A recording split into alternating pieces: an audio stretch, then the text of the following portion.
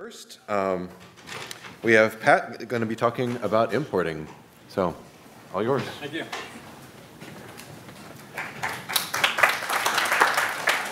Good morning, everyone.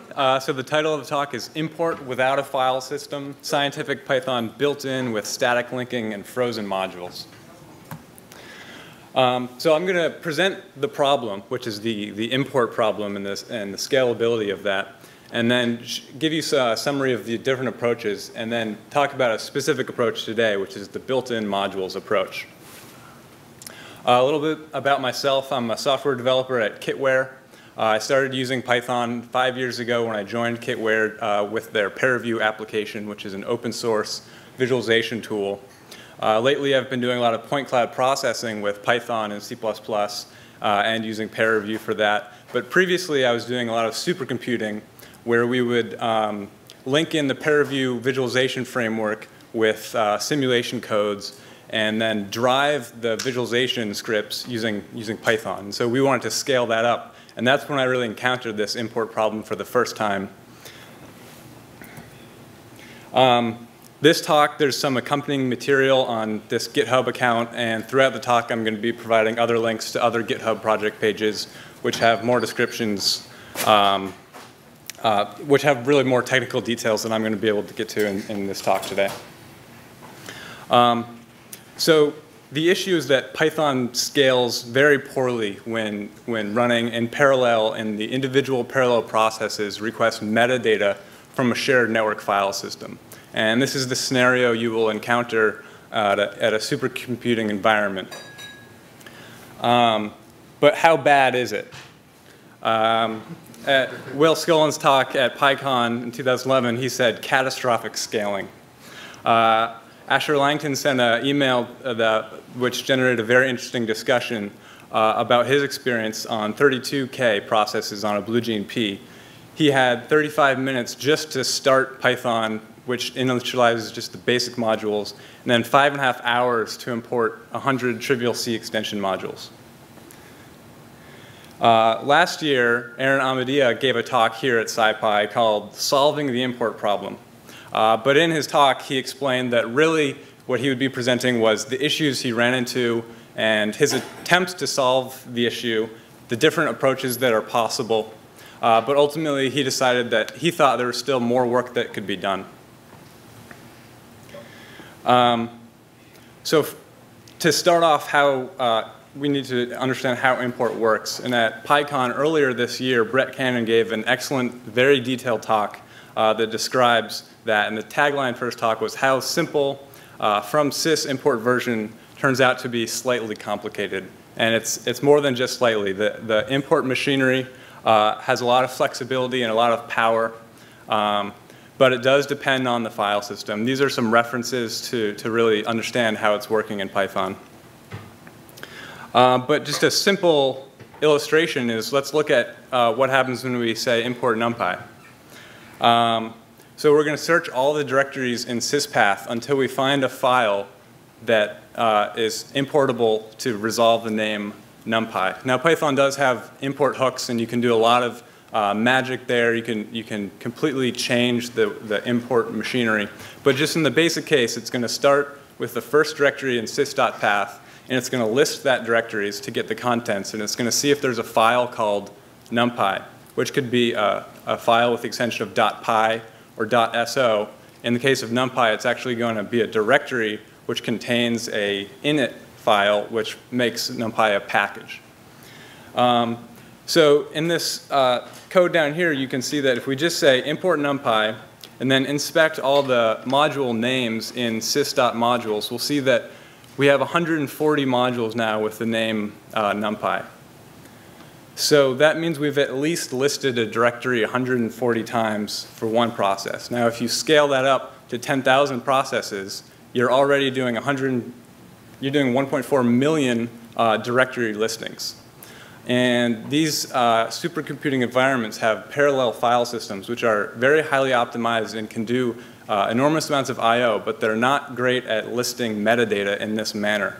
And by metadata, I mean listing the contents of a directory or statting a file to check the permissions of the file or to determine if the file is readable. And that's exactly what Python is doing when you're doing an import. And so this just falls down, and it does not scale well beyond, say, 10,000 cores. So here's some results that Dave Grote presented at a NERSC user group earlier this year. And what we can see here is 3 different methods that he tested. In red, that was just from disk. That's just a regular import. And already at 1,000 processes, we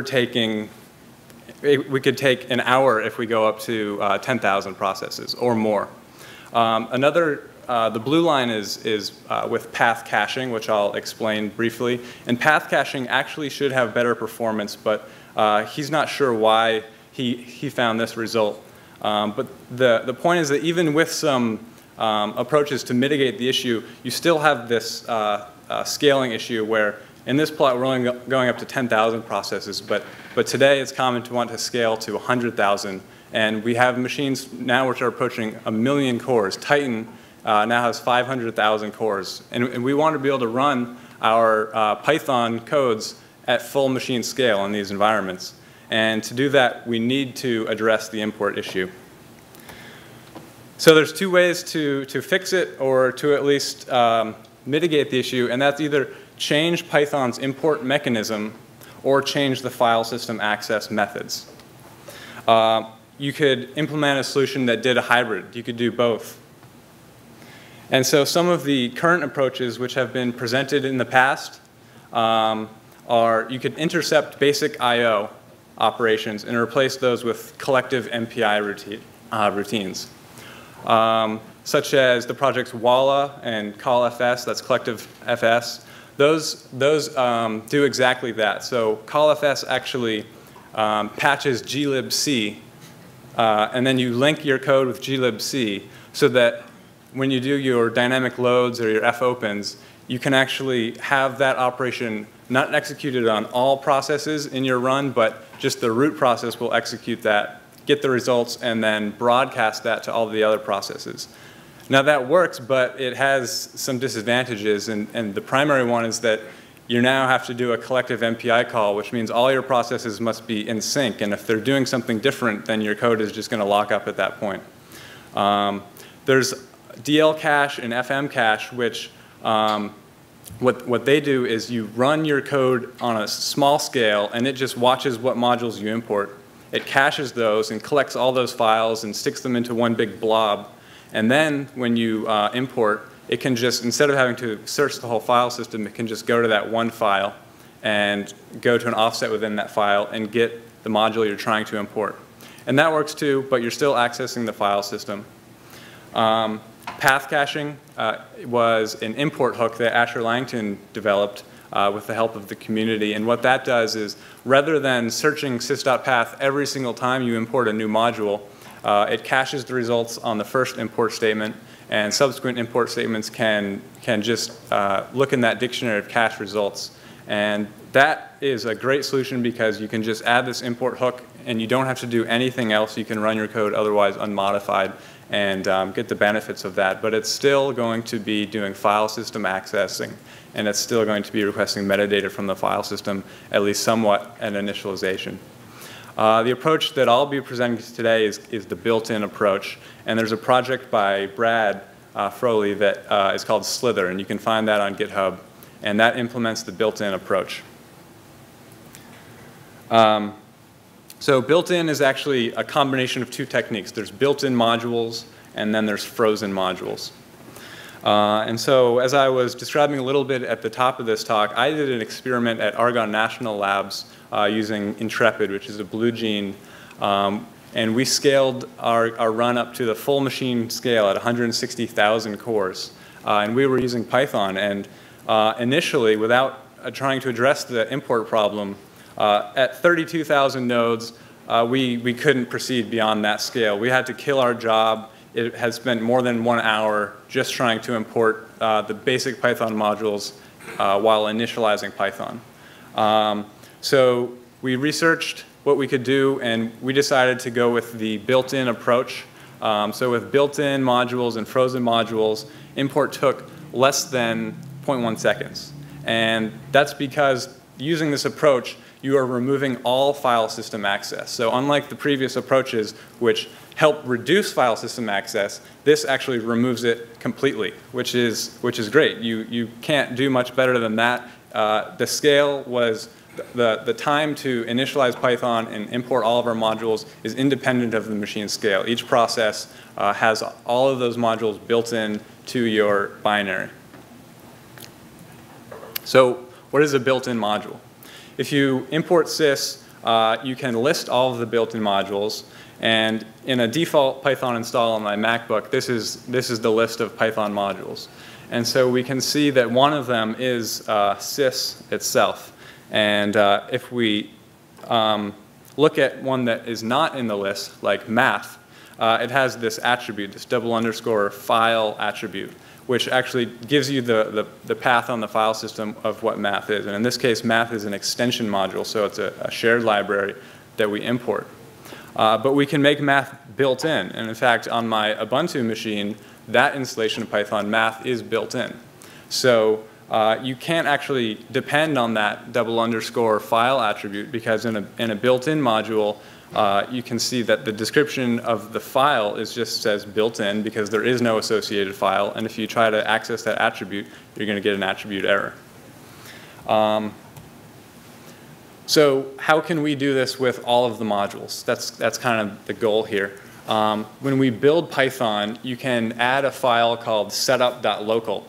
And that file is going to list all of the modules, all the extension modules that you would like to have be built in. And those will be compiled. So you have C files representing these Python extension modules. Those will be compiled into the libpython library. And then that will be linked into the Python interpreter program. So if you want to add all the Python standard library extension modules built in, that's fairly straightforward. You just modify the configuration of your Python build and then build Python. But what about third-party modules? I have some modules and I want them to be built in. How would I get those to be linked in with libpython? So you don't have to recompile libpython. You can actually compile your third-party modules into their own library, but then you do have to at least compile your own Python interpreter. You may not be using a Python interpreter. You may be using your own simulation code or some other C program which has Python embedded. It calls pyinitialize to start up Python, and then you go from there. So that's like an interpreter. It's a custom interpreter. And so in this case, you would want to compile your modules and link them right in. So what happens when you actually do that is you are, in the source code, you are registering the string, for example, with the math extension library. You're going to be registering the string math with a pointer to the initMath function. So then when Python's import machinery looks at the table of built-in modules, it's going to find that. So when you say import math, rather than going to syspath and starting to search directories, Python first looks at the built-in module table. It'll find that name math there, and it'll call that function directly. If math wasn't built in, instead what it would do is the import machinery would locate math.so on the file system, and it would execute a DL open on that shared object, and then it would search for the initMath function. So just by compiling these modules into your binary, you're really doing exactly the same thing that Python would otherwise do. So this is not a hack. This is something that's fully supported in Python. And as I showed earlier with the math module, this is a common thing that Python does. So the approach here is just to extend this to all built-in modules. I should also add that also in supercomputers, dynamic library loading with DL open, it's pretty well supported nowadays, but that hasn't always been the case. And so it used to be that this approach, besides speeding you up, was also great because you can avoid DL open. And this is also useful if you wanted to run Python on a mobile device or something where you want to avoid a lot of shared library dependencies and things like that. So why is a patch required? Well, I didn't mention a patch, but to get this to work, you actually do need a patch. Even though built-in modules is fully supported in Python, there's actually an issue where if the extension module is in a sub-package, so in this case, let's look at numpy.core.multiarray. Multiarray is a extension module, but it's a sub-package in numpy.core. I think it could be a bug in Python, and this patch could possibly just be submitted to Python to correct the issue, but the way that Builtin is currently implemented, it doesn't work with this style. So it's just a very minor patch which resolves module names when they're in sub-packages when trying to use the built-in module table. So that answers the questions for built-in modules, but really the majority of Python modules are not extension modules. They are these .py files, just your standard everyday Python files.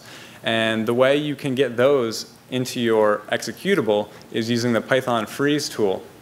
Python freeze has been around for a very long time since well, I'm not sure what version, but probably 2.3 or maybe Python 1 even. So you can use the Python freeze tool to list all of the .py modules that you would like, and then it will generate a C source code file which has a char array which contains the contents of that Py file. So it'll compile that into byte code and then generate a C file for you. And then you can just compile that, and just like, well, so you can compile that, and then what you're going to get now is when you import OS, rather than OS being on your file system as os.py, it's going to show up as frozen. And in this case, it actually does have the dunder file attribute, but it doesn't list a file. It just says frozen. The Python imp module, which is kind of a interface to the import machinery, has an isFrozen method, so you can inspect this. So again, this is showing that the Python freeze is fully supported in Python. This is a concept that's supported in Python. Imp also has an isBuiltin function to inspect whether or not a module is built in.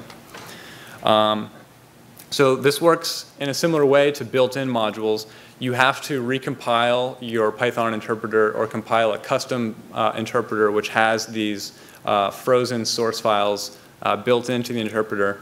And then when you do an import, again, before searching the file system, it's going to search the table of frozen module names, and it's going to find that there. And rather than doing a fopen and an fread on the .py file on your file system, it just gets the pointer to that char array, and then it has the contents of the Py file. So again, it's just a little bit of a hook in the import step, and rather than accessing the file system, you already have the contents of this module in memory. So remember, the main problem here is metadata. Reading all these files, which could be hundreds of files, does take some time, but these parallel file systems are pretty good at reading. They're usually optimized towards reading very large files, and these .py files are very small. But really, the big issue is listing directories and searching directories and statting files and things like that. And so using built-in and frozen modules, we can avoid that completely because Python is able to search in these module tables, which are in memory, to locate the contents of these modules, whether they be pure Python modules or extension modules. And you don't have to search sys.path anymore. So some pros and cons of this approach. It's really fast, and it avoids file system access completely, so that's great. Now, you should still do some strace on your program because your program may be listing directories in other places. There's some other ways that Python may be accessing the file system. One thing is that you should set the Python home environment variable. If you don't set that environment variable, Python will attempt to create a default sys path for you, and it does that by inspecting the file system. So set the Python home environment variable, and then Python will create a sys.path that is relative to that. Other pros, this isn't using really any hacks. This is well supported in Python, built-in and freeze. And another great thing is that you can test this on any platform as a single process or in parallel. some of the other approaches that do collective MPI operations, you can't really test that unless you have access to your cluster and you're actually running on the cluster. You're also avoiding dynamic loading, which can be beneficial for many use cases. And although the build is more complicated because now you're trying to compile in these modules to your executable, although the build is more complicated, once you've figured it out, you have a fully self-contained binary, which has everything. And so that's pretty great. It just works. You don't need to worry about files getting moved or setting up the path. Cons, obviously, you have to compile a custom interpreter. So if you're at a supercomputing site and there's already, okay. So I'm out of time. I'll just put up Slither it automates this process so that you can build a custom static CPython binary. So check that out. And thank you for your time, and I'll take any questions. So any quick questions?